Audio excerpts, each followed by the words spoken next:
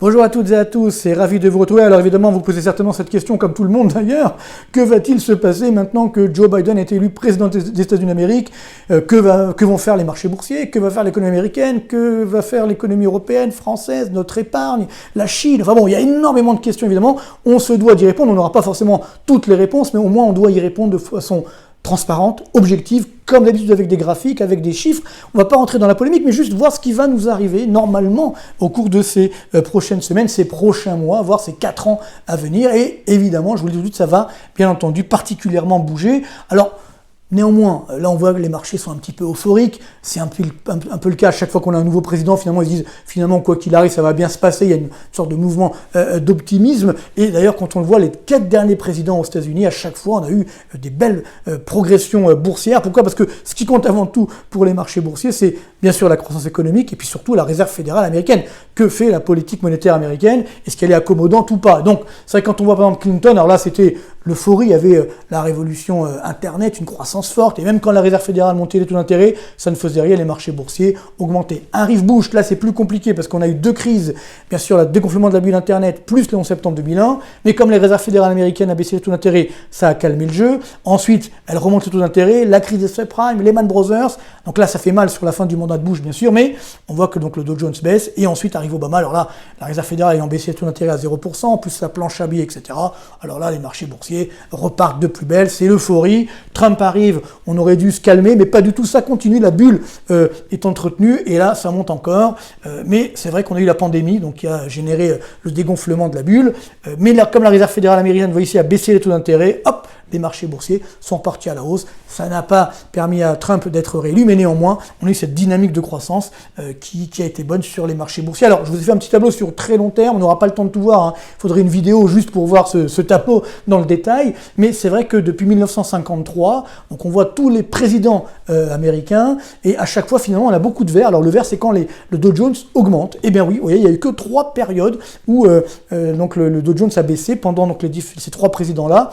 Donc, c'était Nixon, donc ça c'est le premier choc pétrolier, ensuite Carter, le deuxième choc pétrolier, bon on voit c'est moins 28, plus 1, c'est pas des baisses énormes, mais néanmoins bon ça baisse quand même, et Bush, hein, on vient de le voir, parce qu'il y a eu bien sûr 2 crises successives, donc moins 26%, à part ça, il y a des phases de hausse énormes, vous voyez par exemple Clinton, malgré qu'il soit démocrate, plus 229%, Obama pareil, démocrate, plus 148%, donc vous voyez que ce soit démocrate ou républicain, finalement, les marchés boursiers, ce qui compte avant tout pour eux, c'est la dynamique de croissance et la politique monétaire. Donc là, avec Biden, qu'est-ce qui va se passer? On va voir justement quel est son programme économique, et c'est pas génial pour les investisseurs. Il faut être très honnête de ce point de vue-là. Voilà, on va voir ce qu'il va faire, s'il va le faire ou pas, si le Sénat va le laisser faire ou pas, mais néanmoins, son programme est quand même assez costaud pour les investisseurs. Déjà, impôt sur les sociétés. Vous savez que c'était une des grandes mesures de Trump.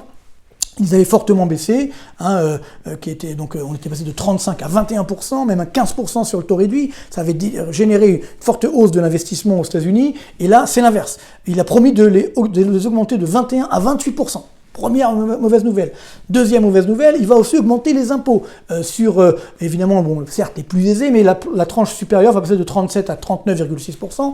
Pourquoi pas, mais c'est aussi beaucoup d'investisseurs en bourse. Ensuite, taxation sur les plus-values et les dividendes, qui était actuellement de 20%, qui avait été évidemment particulièrement réduite. Mais là, on va remonter jusqu'à 39,6% pour ceux qui ont les plus hauts revenus. Donc là aussi, un aspect un petit peu négatif pour les hauts revenus, et puis surtout ceux qui investissent en bourse, bien entendu. Et puis dernier point, donc augmentation de l'impôt sur les revenus pour ceux qui gagnent plus de 400 000 $ aux États-Unis. Il y en a quand même pas mal outre-Atlantique, mais néanmoins tout ça fait que on a une augmentation générale des impôts. Et ça, les Américains en ont horreur. Donc ça, c'est pas un bon point pour les marchés boursiers. Après, bon, le salaire minimum augmente à 15 $, ça c'est très bien. Après, on verra si ça soit suivi d'effet, mais c'est vrai que si la croissance revient, ça sera digéré, le chômage n'augmentera pas, donc tout ira bien, mais c'est quand même une incertitude. Troisième élément plutôt positif, c'est le plan de relance. 2000 milliards de dollars sont annoncés, un peu sur tout, l'économie verte, etc. Bon, on verra bien, mais néanmoins, comment on finance tout ça? Alors c'est sûr qu'on va augmenter les impôts, mais si on augmente les impôts et que ça casse la croissance, on va ponctionner plus sur un gâteau public. Donc on n'aura pas effectivement à la fin les recettes fiscales suffisantes. Donc rappelez-vous qu'on a une dette publique américaine qui est déjà autour des 110% du PIB. Jusqu'où va-t-on aller? Ça, c'est un petit peu dangereux pour l'avenir de l'économie américaine et donc également pour les marchés. Donc on voit que sur le programme économique, c'est pas forcément en faveur des marchés boursiers. Deuxième élément, les GAFAM. Vous savez que Biden s'est engagé à légiférer les GAFAM, à augmenter les impôts qu'ils doivent payer, évidemment. Alors on verra s'il le fera, mais néanmoins, là aussi c'est une de ces mesures phares. Et quand on voit par exemple, je vous filme juste ici Facebook, depuis juin 2013, 1050% d'augmentation de son cours boursier. Allez, regardons Amazon, soyons fous, 1470% d'augmentation. Alors oui, on voit cette remontée après la pandémie. Bon là, ça continue, ça baissote, mais on reste sur des niveaux particulièrement élevés. Je vous rappelle le niveau de valeur boursière de ces GAFAM. Alors là, c'est en septembre 2020, c'était le plus haut. Alors depuis, ça monte, ça baisse, mais on est autour de ce niveau-là. Vous voyez, si on prend Apple, 2200 milliards de dollars de capitalisation boursière, le total des 5, ça fait 7837. Vous voyez, donc c'est évidemment largement plus que la valeur boursière de toutes les entreprises du CAC 40. C'est même plus que le PIB français, plus allemand. Donc on se rend bien compte que là, on a une puissance financière énorme. Est-ce que Biden va laisser faire ? Normalement, non. C'est ce qu'il avait dit. Donc, si à ce moment-là, il calme le jeu, et d'ailleurs, ça sera bienvenu, je pense, ça veut dire que, comme le fer de lance de la bulle boursière, c'est la bulle du numérique, la bulle des GAFAM, si la bulle des GAFAM se dégonfle, l'ensemble de la bulle boursière va évidemment se dégonfler, avec finalement des niveaux de price earning ratio qui sont très élevés pour les GAFAM. Je rappelle que le niveau normal, c'est plutôt 12, c'est-à-dire combien de fois la valeur boursière capitalise les profits, donc c'est même 123 pour Amazon. Bon, donc on voit bien qu'il y a un petit problème, sachant que c'est 35 pour l'ensemble des GAFAM, alors qu'on est à un niveau normal de 12, là aussi, ça devrait, je dirais, avoir généré un ajustement. On le voit ici, rappelez-vous ce graphique de bulle boursière, on a la courbe bleue, c'est le Dow Jones, donc en bas de 100 en 1997, la courbe rouge, c'est le PIB mondial en valeur, donc augmenté de l'inflation également en bas de 197. On voit bien que quand normalement on a une récession, les marchés boursiers réagissent. Là, ça a réagi évidemment début d'année 2020, et puis c'est reparti à la hausse. Donc là, bien entendu, comme on est sur une tendance haussière, vous voyez que quand Trump a pris le pouvoir, là, effectivement, bon, on était en début de bulle, mais ça allait encore. Là, où quand Obama a pris le pouvoir, on était en bas du trou finalement, donc on a pu redémarrer. Là, on est très élevé. Donc ça veut dire que les marchés boursiers ont quand même un potentiel de baisse qui est assez élevé, surtout si Biden prend les mesures qu'il a annoncées sur les impôts, sur les GAFA. Donc il faut être très très prudent sur les marchés boursiers. C'est vrai qu'ils sont un petit peu euphoriques, mais c'est un petit peu normal. C'est le cas après chaque élection, mais néanmoins, pour les prochains mois, ça risque d'être un petit peu douloureux pour les marchés boursiers. Donc prudence. Dernier point évidemment sur Biden, c'est l'euro-dollar. Alors c'est vrai que pour l'instant l'euro-dollar, il s'est plutôt maintenu. Alors là on a donc c'est la courbe bleue. Donc là on est sur le dernier chiffre montre 1,18$ pour 1 euro. Alors que normalement avec là c'est l'écart de croissance États-Unis zone euro, on aurait dû avoir donc avec un écart de presque 6 points à l'avantage des États-Unis, le dollar aurait dû s'apprécier fortement, c'est-à-dire la courbe bleue aurait dû baisser ici. C'est pas du tout ce qui s'est passé. On le voit ici, l'écart de croissance depuis 1995 États-Unis, zone euro. Vous voyez, si on cumule l'ensemble des écarts de croissance annuels, c'est 100 points quasiment à l'avantage de l'oncle Sam. Et ça, le dollar, évidemment, il n'a rien vu parce que bien sûr, on avait un Trump qui voulait pas un dollar trop fort. C'est vrai que la Réserve fédérale également a baissé les taux d'intérêt. Vous voyez, c'est la courbe rouge ici, au niveau de la courbe verte, c'est-à-dire au niveau des taux d'intérêt de la BCE. Donc il n'y avait pas d'écart de taux d'intérêt, vous voyez. Autant en 2018-2019, on a eu un écart de taux d'intérêt, si c'est la courbe rouge, à l'avantage du dollar. Donc le dollar s'est apprécié un petit peu, mais pas tellement. Et puis là, hop, du moment qu'on a quasiment les mêmes taux d'intérêt des deux côtés de l'Atlantique, eh bien le dollar s'est réapprécié et il va se maintenir à ce niveau-là, sachant que néanmoins on a un écart de taux d'intérêt des obligations d'État. Vous voyez, c'est la courbe rouge, c'est aux États-Unis, le taux d'intérêt à 10 ans, la courbe bleue, c'est en Allemagne, qui sont des taux d'intérêt négatifs sur le taux d'intérêt à 10 ans. Là, on est autour des 0,8% sur le taux d'intérêt à 10 ans aux États-Unis. Donc, cet écart de taux d'intérêt joue en faveur du dollar. Donc, normalement, le dollar ne devrait pas complètement s'effondrer, il devrait se maintenir à un niveau élevé. Je vous rappelle, juste pour faire simple, le niveau d'équilibre de l'euro-dollar, ce qu'on appelle le Natrex, ici la courbe bleue, c'est autour des 1,10$ pour 1 euro. Là, on est autour des 1,18$, c'est la courbe rouge. Donc, le dollar, il est sous-évalué. Donc, c'est vrai que Biden, il n'a pas tellement envie d'avoir un dollar trop fort non plus. Donc, le dollar devrait rester, voilà, entre, alors c'est une fourchette large, entre 1,10 et 1,20, autour des 1,15, va-t-on dire. Alors, ça va dépendre bien évidemment des mesures qui vont être prises. Mais attention, si l'économie américaine s'affaiblit, alors à ce moment-là, le dollar pourra baisser davantage. Donc il faut être extrêmement prudent sur l'euro-dollar. En tout cas, on aura du mal à avoir un dollar fort dans les prochains mois avec Biden. La grande question, en fait, pour être simple, pour terminer, c'est évidemment le match États-Unis-Chine. Et il faut reconnaître que alors, Trump était peut-être perçu comme un fou, on peut ne pas l'aimer, le détester, ce que vous voulez, mais c'était le seul qui a eu le courage d'affronter la Chine.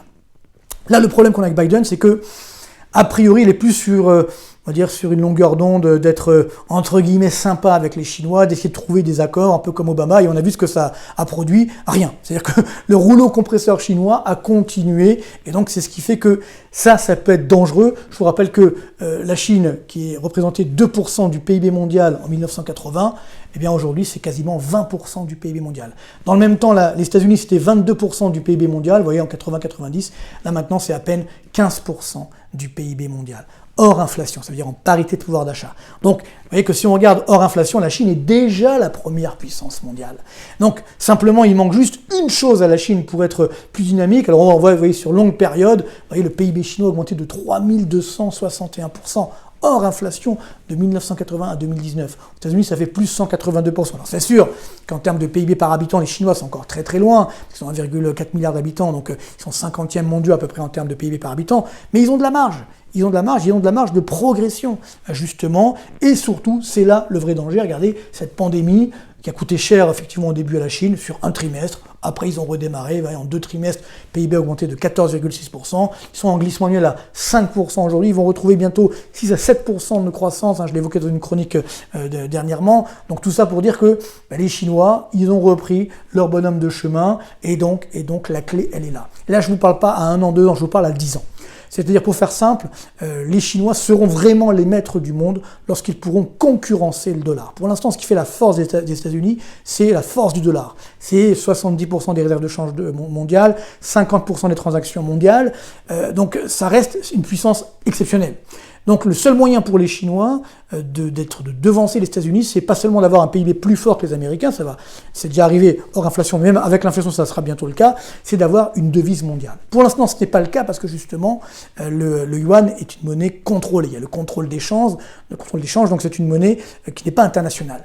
Et à partir du moment où effectivement les Chinois vont être suffisamment forts, ils pourront apprécier le yuan et ils pourront essayer de rendre leur devise internationale et donc de concurrencer le dollar. Ça prendra bien sûr des années, mais si jamais ça se produit, peut-être dans 10 ans, alors là les États-Unis vont tomber de leur piédestal, ça va redevenir un pays émergent.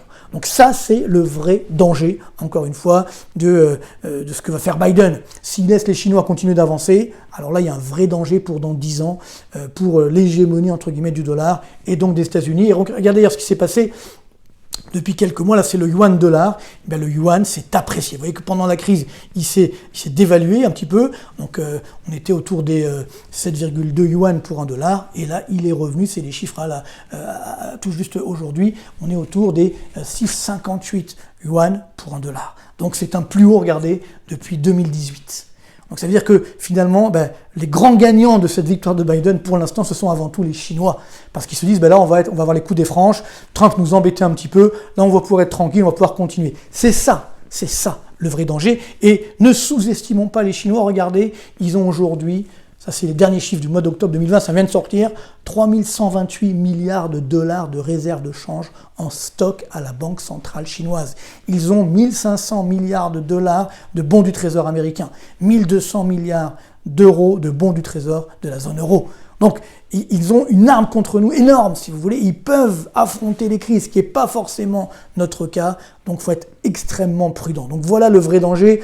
Je pense que Biden va essayer de faire le mieux possible. Je pense que les marchés vont quand même nettement baisser au cours des prochains mois, les marchés boursiers. Le dollar devrait se stabiliser. Le vrai danger, c'est le match États-Unis-Chine. Et si les États-Unis baissent un petit peu, les Chines, ou alors si du moins ils s'affaiblissent un petit peu, eh bien là les Chinois, le rouleau compresseur chinois va pouvoir continuer, et ce n'est pas l'Europe qui réussira à faire quoi que ce soit. Donc espérons peut-être que les Américains se mettront d'accord avec les Européens pour affronter les Chinois, ce que j'appelle de mes voeux dans le livre Reset. Si ce n'est pas le cas, alors il faut se préparer à, dans une dizaine d'années, une crise extrêmement grave. Mais bon, chaque crise en son temps. On va déjà terminer celle-là, on verra celle d'après. En tout cas, pour l'instant, l'élection de Joe Biden, il faut rester extrêmement prudent sur les marchés boursiers. Pour les prochains mois, ça risque de chahuter. Bonne continuation et à très bientôt.